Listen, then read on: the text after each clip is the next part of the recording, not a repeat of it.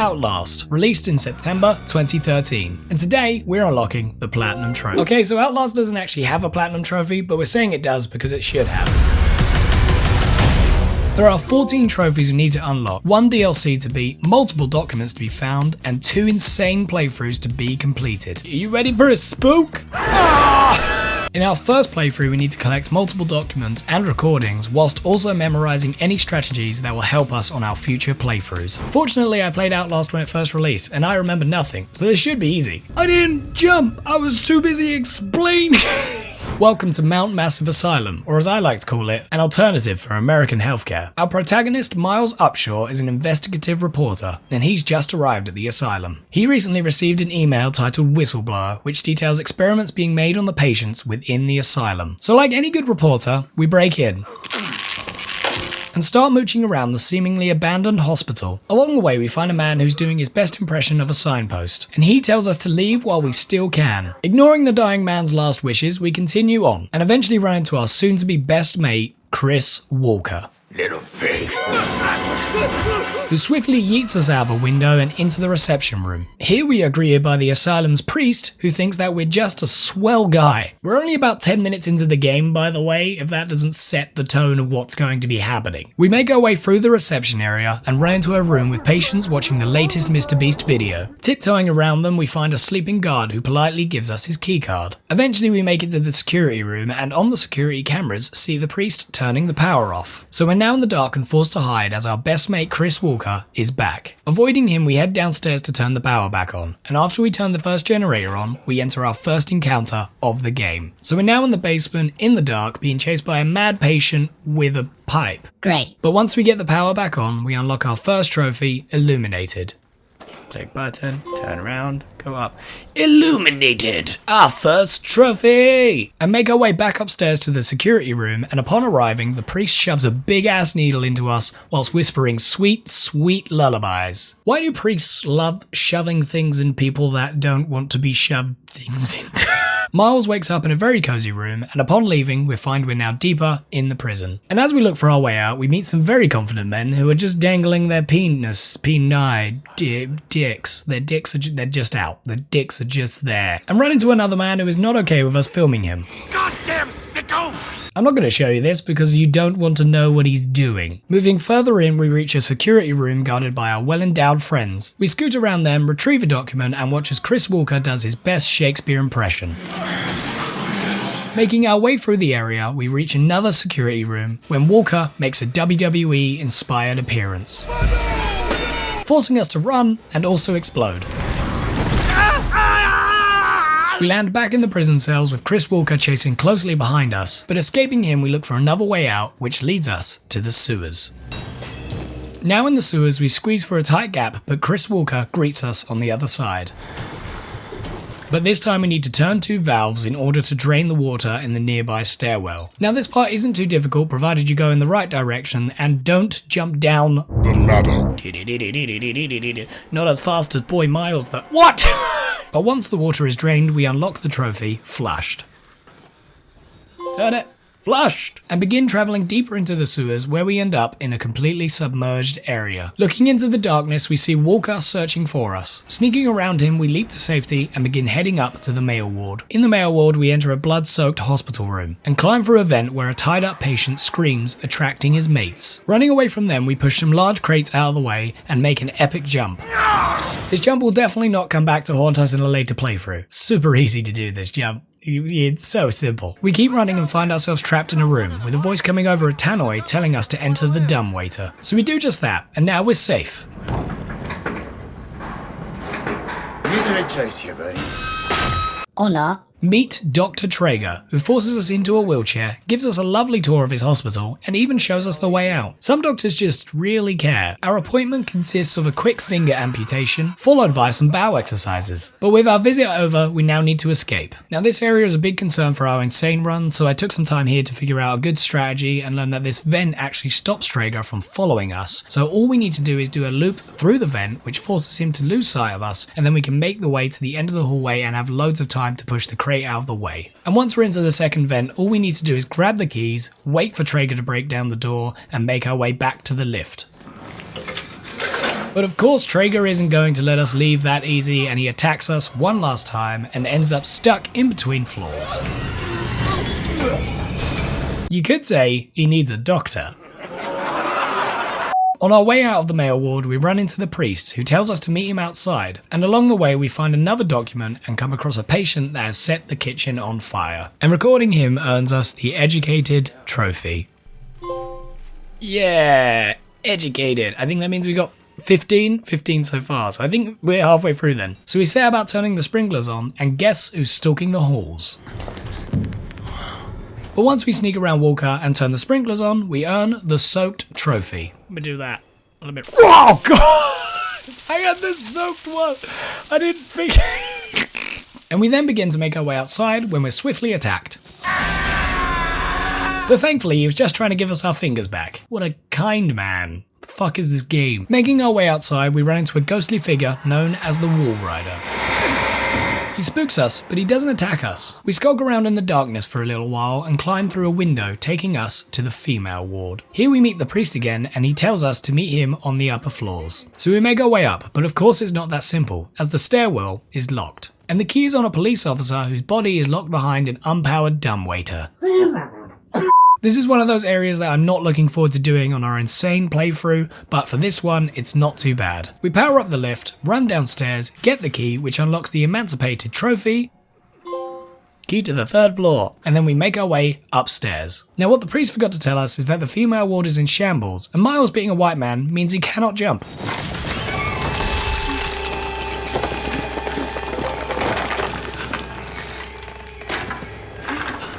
Now with no night vision and our camera several floors deep, Miles decides he's grown an unhealthy attachment to his camera and decides to go back to retrieve it. With camera in hand, we make our way out of the female ward and return to the central building, where we run into a patient that tells us that the priest has made a home movie and wants us to watch it. I really hope it's not something he made with the naked twins. I really don't want to watch that. We watch the film, which tells us more about the experiments being carried out in the asylum and their origins. We learn that the asylum is basically a government front, allowing them to perform horrifying experiments from World War II that a Dr. Wernicke is to blame. With the home movie watched, we retrieve the key from the projector room and head upstairs to find lots of dudes praying. And eventually, we arrive at the chapel, where the Hardy Boys greet us and lead us to meet the priest. That all rhymed, and that was totally on purpose. The priest is strapped to a big cross, and he tells us we're able to leave as he sets himself on fire. So we grab the keys and begin to make our way out. But before we can get there, Walker makes an appearance. I don't know where he went. He's looking in front of me! And we give him the old slipperoonie and head to freedom. But it's short-lived, as the lift shoots us to what appears to be a secret basement level. Upon leaving the lift, we find a secret facility, which like the asylum is also covered in blood. And as we go further in, the Wall Rider attacks, forcing us to run into none other than Chris Walker, who the Wall Rider quickly takes care of.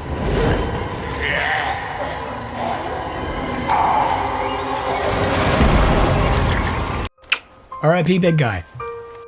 After this, some nearby doors open and we walk in to find an old dude sat in a chair. This turns out to be Dr. Wernicke, a World War II German scientist who created the Wall Rider. He tells us that the Wall Rider is a patient named Billy and that his real body is connected to a giant engine that the US helped him build. And in order to destroy the Wall Rider, we need to disconnect the power, killing Billy. So we do just that, running deeper into the facility, finding the giant engine keeping Billy alive, and set about destroying it. We turn a valve, run up about 2,000 stairs, rip out some cables, and finally turn off the engine for good.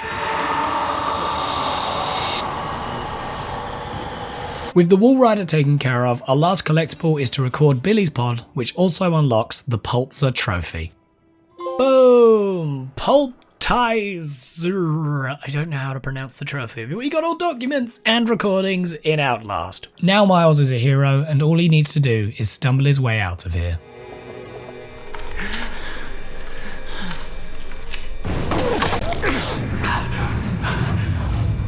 What a happy ending! You have become the host. Jesus God, what is that thing? For the Wall Rider, I guess. It's now time for the Whistleblower DLC. On our first playthrough, all we need to do is complete it and collect all collectibles along the way. The DLC opens with a man licking us. Yup.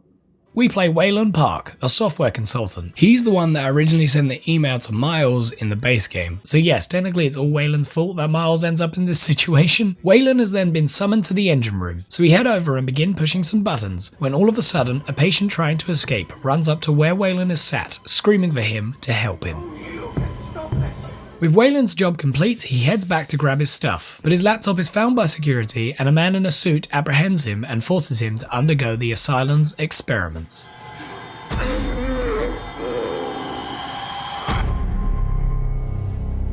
Back in the present room, suddenly Wayland's restraints are freed and he falls to the floor, seeing other patients wake up as well. The room then goes dark and screams are heard everywhere. Fortunately, we're left alive and a patient frees us and we run outside to see the asylum plunged into complete chaos. We book into a nearby room where patients invite us to join their team. Kinda like the Avengers, but more stabby. We politely decline and start to escape, along the way remembering to collect all documents and recordings. Eventually we arrive at the kitchen to find a man having his lunch. We leave him to it and travel further in, but he decides we're next on the menu. Oh, he's there! After losing him, we stumble upon a sleeping guard with keys that could be useful. And looping back around, we unlock a door which takes us into a room filled with furnaces. Here the cannibal finds us and decides he prefers his meat to be barbecued. Now trapped in a giant furnace, we need to quickly get out and find our way back into the asylum. Doing just that, we find that our way outside is blocked by a room filled with smoke. And in order to clear the room, we need to run around our best friend once again. Looping around him, we find a cubbyhole which takes us to a room with a valve which once turned, turns off the gas and also unlocks the gas leak trophy. Gas leaker! Now all we need to do is make it back through the room and outside. Once outside, we travel deep into the fog and run into the NBA All-Stars of Mount Massive Asylum. Leaving them to their game, we head up to the radio tower and begin to call for help when we're suddenly attacked.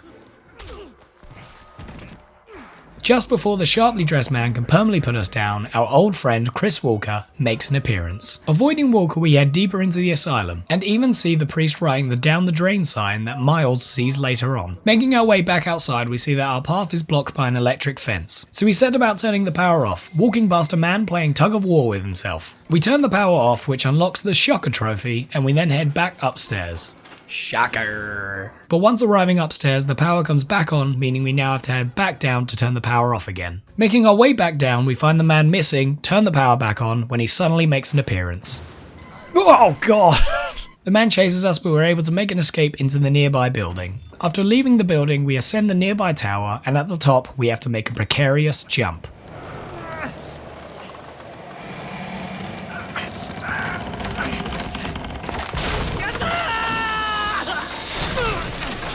Sticking the landing, we hear rustling and begin to move through the darkness. A patient appears telling us to be quiet or we'll be taken to the man downstairs. Moving through the loft, we avoid another patient and end up downstairs anyway. And walking around, we see absolutely nothing. You do not need to know what I am looking at right now. It is not important for your own mental health. Moving forward, we find a locked door at the end of the room. Darn. Meet Eddie Gluskin, also known as the Groom. He's the creator of that horrifying model we just saw back there, and we now need to evade him, and swiftly.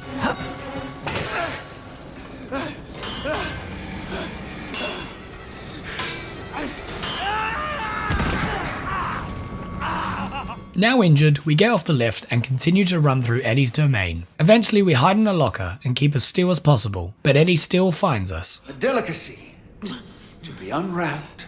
So now begins one of the most disturbing cutscenes I'm yet to experience, and for obvious reasons I will not be showing you. But I will describe it while you look at these adorable baby animals. So basically, Eddie forces us to watch as he shoves a giant knife inside a patient's lower areas and dissects another gentleman's lower areas with a big old saw blade.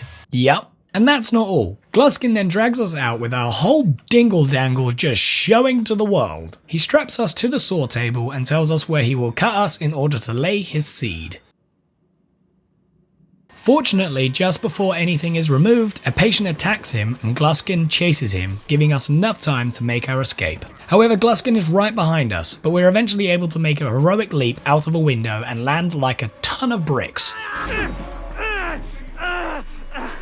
But we're not out of the asylum yet, so we pick up a document that's just laying on the floor outside, head into the building ahead of us, and find another locked door. We climb through a nearby vent and enter a room filled with hanging bodies. As we push on, we hear music and find an altar with another body in a wedding dress holding a key. Grabbing the key, Gluskin then appears, but all we need to do is make it safely back to the vent. Once back through the vent, we just have to unlock the door and we're safe. But before we're able to leave, our beloved grabs us and attempts to string us up with the rest of his wives. You can hang like the rest of them.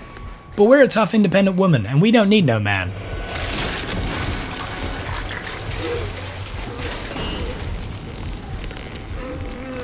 We could have been beautiful. With Eddie dealt with, we're able to limp our way out, seeing all of the devastation that Miles left behind. And along the way, we pick up our final document of the Whistleblower DLC, unlocking the Archivist Trophy. Archivist? Collect all documents. We then arrive at the reception area where we see the suit guy injured. But before we approach him, we get a cheeky recording of him, which unlocks the Legacy Trophy. Boom! Legacy! And as we go to leave, Jeremy attacks us and stabs us multiple times, but before he can finish us off, the Wall Rider tears him apart.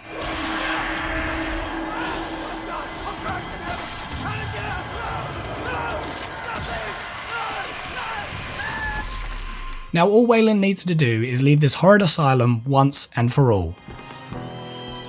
We make it to Miles' Jeep, and in the distance we see what we believe is Miles, but before he can attack us we back up and leave the asylum for good. And once the credits roll, we unlock the Whistleblower Trophy. Whistleblower! Boom! We've completed both Outlast and Outlast Whistleblower. We've got all of the collectibles in both games. Now all that's left is for us to beat both games on Insane Mode. Insane Mode involves permadeath, limited batteries, and harder hitting enemies. Now the reason this trophy is so scary is mainly due to the permadeath. Oh, you fuck!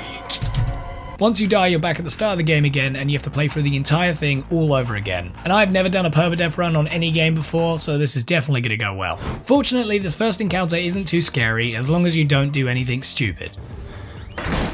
But once the power's back on, and once we're up those stairs, that is our first encounter on Insane Mode completed. And a lot of this next prison section is quite straightforward. You just really want to keep running, paying attention, and just avoiding the obvious deaths. But our next tricky section is in the sewers with Walker. However, we learned last time that going left is our best option, as there's more areas to lose Walker. And if you get this valve first, it means that Walker cannot attack you and you get a little bit of a breather room and you're allowed to think of what you gotta do next. Though once the first valve is turned, you just need to book it to the next one, close the door, turn the valve, do a little hiding spot, wait for Walker to come in and then just slip by him, and that is the scariest bit in the sewers. So the next bit I was really worried about is the first real chase scene in Outlast. The reason I was worried about this bit is there's lots of areas where you can quite easily make a mistake. We need to remember to block doors, close doors, and just keep running and not get distracted or go the wrong way. And I was doing a really good job right up until one specific jump.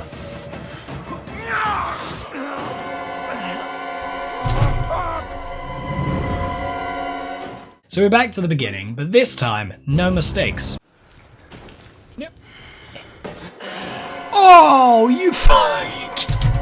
Okay, maybe one more mistake, but that's it. That's the last one. With a fire in our heart and a hatred for jumps in video games, we smash through the first whole section of the game, avoid Walker, and make an epic jump. Oh my god, which takes us up to Traeger. Honestly, I was feeling really confident about this part of the game. We have a whole strategy involving the vents which goes to plan perfectly, and we have some squeaky bum moments, but we nail it. Ooh, wowza. And from here on out, we are confident. We skate around Walker in the sprinklers. This is bad. This is bad. This is very bad. Panic at the fuses, but make a nail-biting escape, grabbing the gate keys. Slide past the Dingle-Dangle twins. Embarrass Chris around an armchair. And eventually, we arrive underground for our final stretch of the game. Truthfully, there's two moments in the underground where I was very nervous. One of them is a very close encounter, and the other one is a jump. Of course it is. The first moment is after we speak to Dr. Wernick. We need to make our way to the engine room, which involves a very close shave with the Wall Rider, who can one-hit us at any moment. Oh my god!